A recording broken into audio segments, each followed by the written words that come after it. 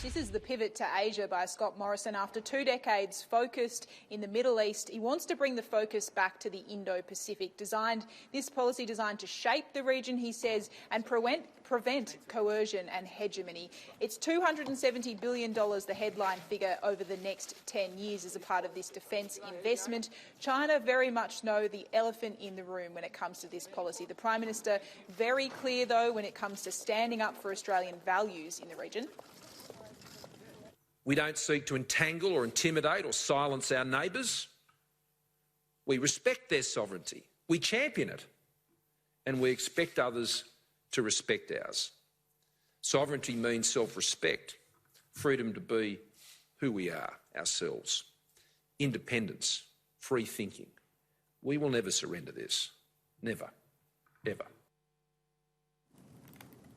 The Prime Minister arguing that the changed threat environment means Australia needs to boost its deterrence capabilities. So for the first time, Australia committing to invest in long-range missiles. We'll also be collaborating with allies to look into the development of new hypersonic weapons. There's also an expansion of defence surveillance. That's through a radar network to provide not just visibility of the north, but also Australia's east. There is also going to be 800 more ADF workforce as a part of this defence shake-up.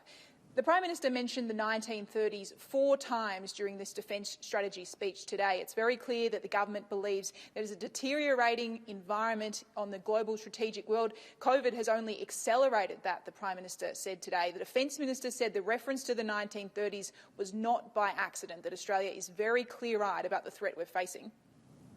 So the reference to the 1930s was not made lightly by the Prime Minister. The reference to the 1930s, it takes parallels back to a time when our nation and in fact the world faced 2 great threats at once. One was economic uncertainty and depression in that case, but also a deterioration in strategic circumstances.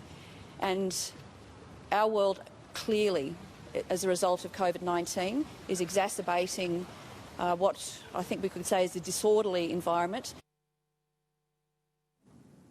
Ash, within the details of this Defence Strategic Update, it warns that compared to where we were in 2016, the risk of a military conflict between the US and China is now less remote than it was just 4 years ago.